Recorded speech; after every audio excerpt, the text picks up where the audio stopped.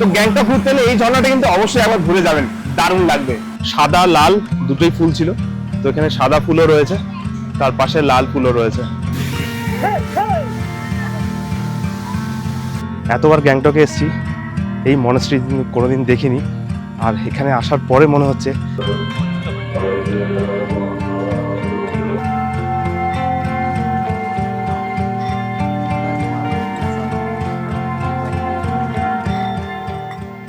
গ্যাংটকে এলে যে মেন সাইট সিন আছে কিন্তু আমরা সেইগুলো এই ভিডিওতে কভার করতে চলেছি।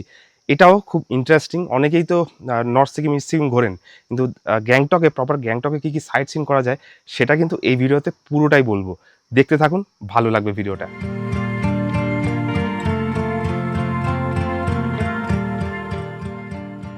তো আমরা এখন বানঝাগরি ওয়াটারফলসের দিকে যাচ্ছি আর রাংকা মনেস্ট্রি দেখতে যাচ্ছি। রাস্তাটা গ্যাংটক থেকে অনেকটাই, কিন্তু প্রায় 1 ঘন্টা রাস্তা। আর এখানে দাঁড়ালাম এই জন্যে, এখান থেকে পুরো গ্যাংটকের পুরো প্যানোরামিক একটা ভিউ দেখা যাচ্ছে, পুরো গ্যাংটক শহরটা দেখা যাচ্ছে, তো সেই জন্য নামলাম এখানে। তো এখান থেকে রাস্তা প্রায় অনেকটাই রয়েছে, 1 ঘন্টার রাস্তা, তারপরে সেই ওয়াটারফলস। কিন্তু এখান থেকে শহরটা লাগছে দেখুন, দারুণ সুন্দর।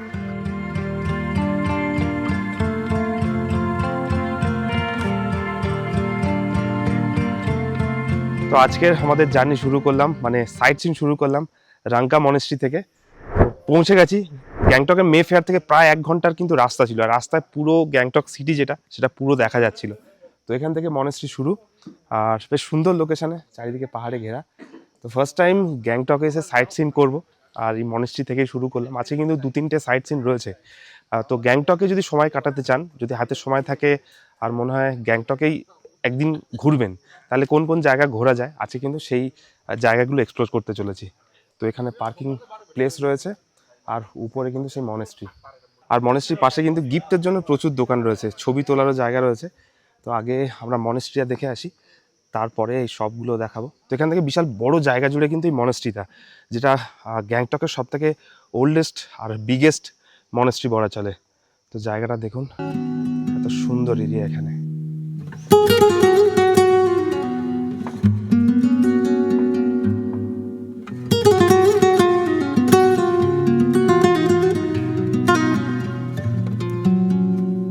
সকাল থেকে ভালোই রোদ রয়েছে, আকাশ পরিষ্কার, আর এখান থেকে মনেস্ট্রিটা দেখুন, দারুণ সুন্দর, বিশাল বড় জায়গা জুড়ে মনেস্ট্রি।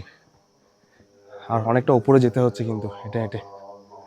এই হলো এখানকার মনেস্ট্রিটা।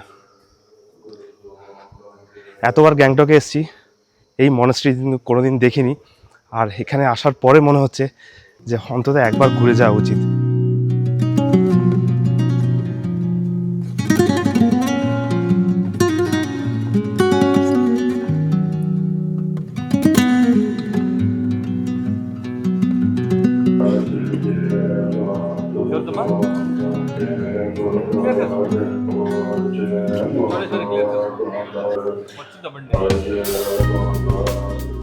গ্যাংটক ঘুরতে এসে যদি হাতে সময় থাকে তাহলে এই মনেস্ট্রিটা অবশ্যই ঘুরে যাবেন, খুব সুন্দর লাগবে, আর বিশাল বড় এরিয়া জুড়ে।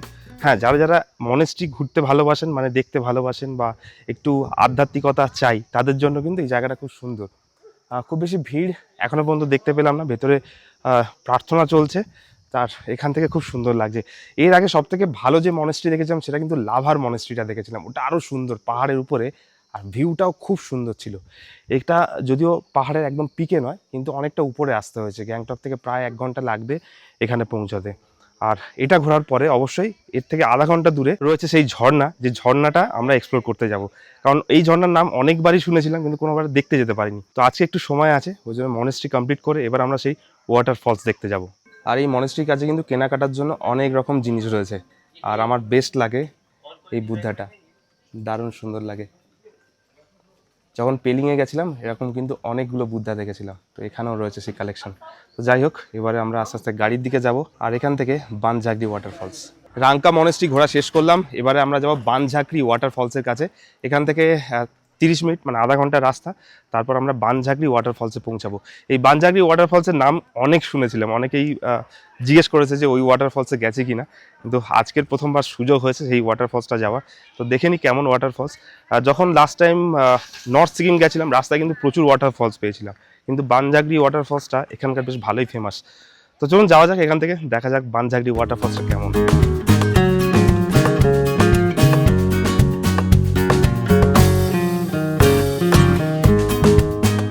রাঙ্কা মনস্ট্রি থেকে আধা ঘন্টা সময় লাগলো, আর আমরা পৌঁছে আছি বানঝাগড়ি ওয়াটারফলসে।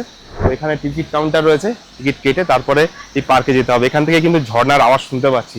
তো দেখাই যাক এই পার্কটা কেমন লাগে। অনেক নাম শুনেছি এই বানঝাগড়ি ওয়াটারফলসে। তো এখানে হলো টিকিট কাউন্টার। এখানে ট্যুরিস্টদের জন্য 100 টাকা, লোকালদের জন্য 70 টাকা, স্টুডেন্টদের জন্য 50 টাকা। তো যাই হোক, আমাদেরকে 100 টাকা দিয়েই টিকিট কাটতে হবে। আর তারপর এই গেট দিয়ে সোজা বানঝাগড়ি ওয়াটারফলসে। তো এই ওয়াটারফলসের এরিয়াটা কিন্তু বেশ ভালোই বড়। প্রথমে ছোট হবে বা কেমন হবে বলে আন্ডার এস্টিমেট করছিলাম, কিন্তু এরিয়াটা বেশ সুন্দর, সাজানো গোছানো।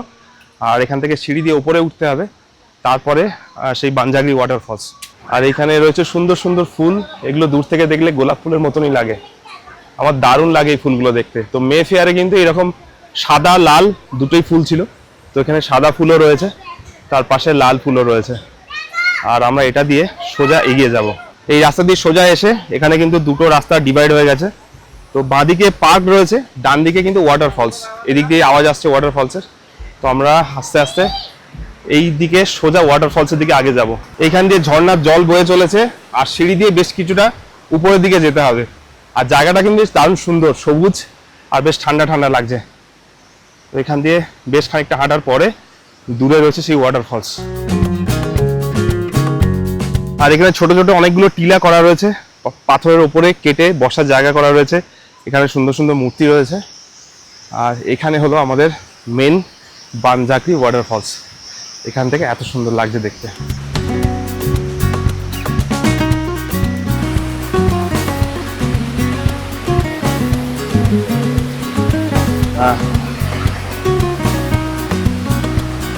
তো ফাইনালি আমি বানঝাগড়ি ঝর্ণার কাছে রয়েছি। একটা সুন্দর ঝর্ণা, আর লেন্থ কিন্তু খুব একটা বড় নয়, কিন্তু সুন্দর লাগছে। একদম সবুজ গাছের মধ্যে দিয়ে ঝর্ণাটা পড়ছে, দারুণ সুন্দর লাগছে।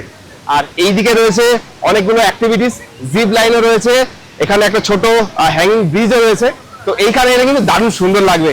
গ্যাংটকের সাইড সিনের মধ্যে এটা আমার কিন্তু বেস্ট লাগলো। তো এইটা এই ঝর্ণার বেস্ট পার্ট। এখানে বসে কিন্তু বেশ খানিকটা সময় কাটানো যাবে। এত সুন্দর ঝর্ণা, সব থেকে বড় কথা হচ্ছে ঝর্ণার জলটা দারুণ পরিষ্কার, আর জায়গাটাও দারুণ সুন্দর। তো গ্যাংটক ঘুরতে এলে এই ঝর্ণাটা কিন্তু অবশ্যই একবার ঘুরে যাবেন, দারুণ লাগবে।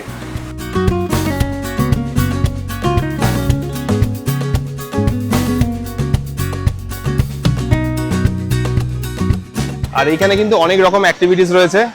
একটা এই টায়ারের ওপর দিয়ে হেঁটে হেঁটে আসতে হবে, একটা জিপ লাইনও রয়েছে।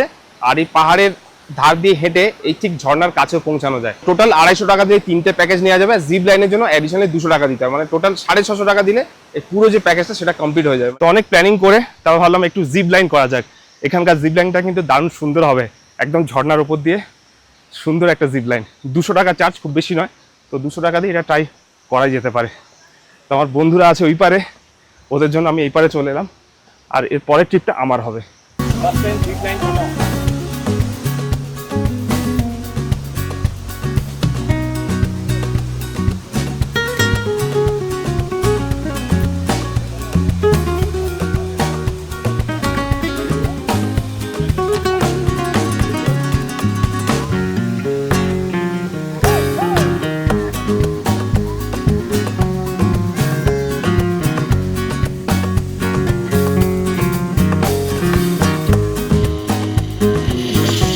ওয়াটারফলস ঘোরা কমপ্লিট, জিপ লাইনও করলাম।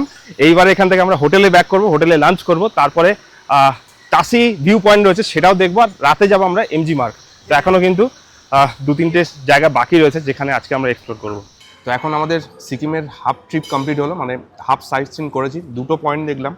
এবার লাঞ্চ করব। তো হোটেলে ফিরে এসে আবার লাঞ্চ করছি। এখান থেকে আবার যাব এমজি মার্গ ঘুরবো, আর তার সঙ্গে টাসি ভিউ পয়েন্ট রয়েছে, ছোট একটা ভিউ পয়েন্ট, সেটা দেখবো। আর রাতের এমজি মার্গটা অনেক দিন পরে আসছে এখানে, তো এমজি মার্গটাও আপনাদেরকে ঘুরে দেখাবো। তো গ্যাংটকে যদি একদিন থাকতে চান, এখানে বেশ কয়েকটা ছোটো ছোটো পয়েন্ট রয়েছে, এটা কিন্তু ঘুরে দেখতে পারেন, ভালোই লাগবে। তো প্রথম 2টো পয়েন্ট তো ভালোই ছিল, আর রাতের এমজি মার্গ তো অবশ্যই দেখবো। তার আগে একটু লাঞ্চ সেরে নেওয়া যায়। আর বেশ কয়েকদিন ধরে মিষ্টি খাওয়া ছেড়ে দিয়েছিলাম, এখানে এসে লোভ সামলাতে পারলাম না। ব্রাউনিও রয়েছে আর মিষ্টি রয়েছে, তো লোভ সামলাতে না পেরে একটু আধটু চলে আর।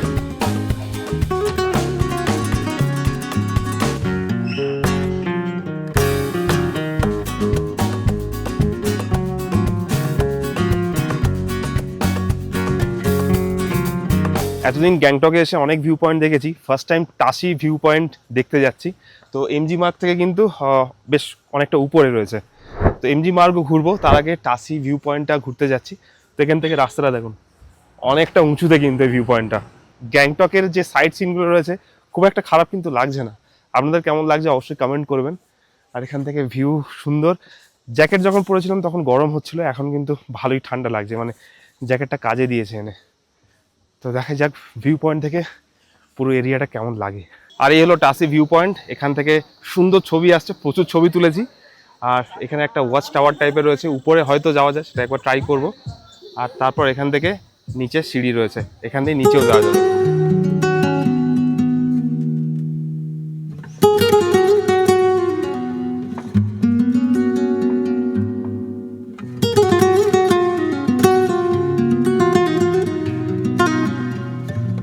গ্যাংটক ঘুরতে এসে নর্থ সিকিম আর সাউথ সিকিম করতে গিয়ে কিন্তু আমরা এই ছোট ছোট জায়গাগুলো আন্ডার এস্টিমেট করি, কিন্তু জায়গাগুলো সত্যি খুব সুন্দর। এত সুন্দর সুন্দর ছবি এসছে এই টাসি ভিউ পয়েন্ট থেকে, কল্পনা করা যাবে না।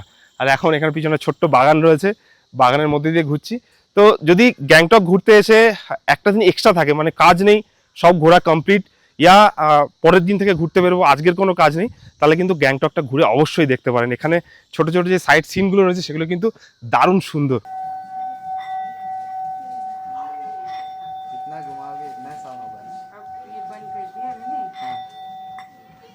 তো এখানে কিন্তু এরকম প্রচুর খেলনার জিনিস বাচ্চাদের জন্য নিয়ে যেতে পারেন, সুভিনিয়ার হিসাবেও নিয়ে যেতে পারেন।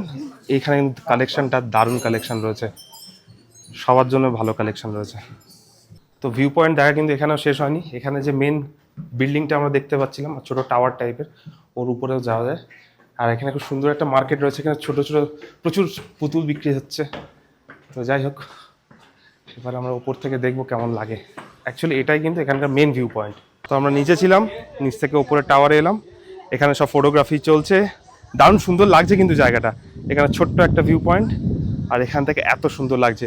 আর যদি আকাশ ক্লিয়ার থাকে তাহলে এখান থেকেই কাঞ্চনজঙ্ঘার পুরো রেঞ্জ, যেটা আমরা কালিম্পংয়ে গিয়ে দেখতে পাচ্ছিলাম, সেই রেঞ্জটা কিন্তু পুরোটা এখানে দেখা যাবে। কিন্তু তার জন্য আমাদেরকে সকাল সকাল আসতে হতো, তবে এইখানে পুরো কাঞ্চনজঙ্ঘার রেঞ্জ যেটা সেটা দেখা যেত। এখন অবভিয়াসলি সন্ধে হয়ে গেছে, মেঘে ঢাকা, তো পুরোটা দেখা যাচ্ছে না, কিন্তু এখান থেকে পুরো শহরটা বেশ সুন্দর একটা ভিউ পাওয়া যাবে। তো ভিউ পয়েন্ট ঘোরা শেষ হলো, এবারে আমাদের লাস্ট ডেস্টিনেশন এমজি মার্গ, সেখানে যাব।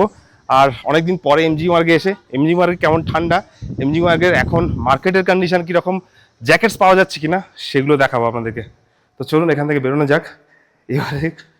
আর অনেকদিন পরে আবার এমজি মার্গে যাব, আর এখান থেকে প্রায় আধা ঘন্টা সময় লাগবে এমজি মার্গ পৌঁছাতে। আর এমজি মার্গের মার্কেটের অবস্থা কীরকম সেটা আপনাদেরকে দেখাবো।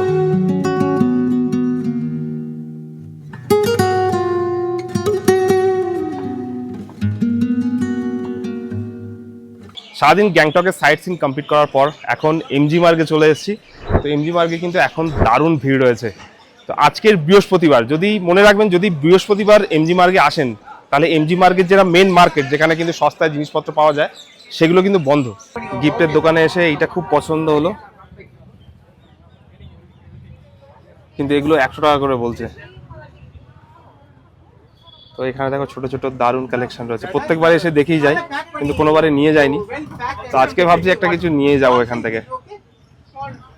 আর আপনাদেরকে বলে দিই, আজকের গ্যাংটকের ট্রিপ ছিল, মানে গ্যাংটকের মেন যে সাইট সিনগুলো, 4টে মেন সাইট সিন আপনাদেরকে দেখিয়েছি। আর তারপর আজকের আবার মে ফেয়ার হোটেলে ব্যাক করব, রাতে মে ফেয়ারেই থাকবো। আর তারপর কালকে সকালে কিন্তু এখান থেকে ইস্ট সিকিম নাতুলা করব, বাবা মন্দির পুরোটাই কভার করব। আর দেখবো নাতুলাতে কতটা বরফ হয়েছে।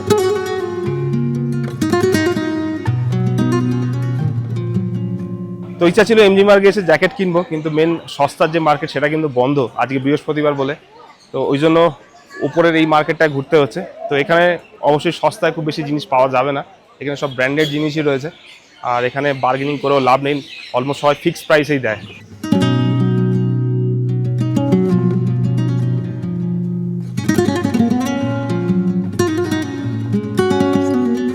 আর হ্যাঁ, কভার পিকচারে ছিল গ্যাংটকের 5টা সাইট সিন আমরা করবো, 5টা মেন জায়গা দেখাবো।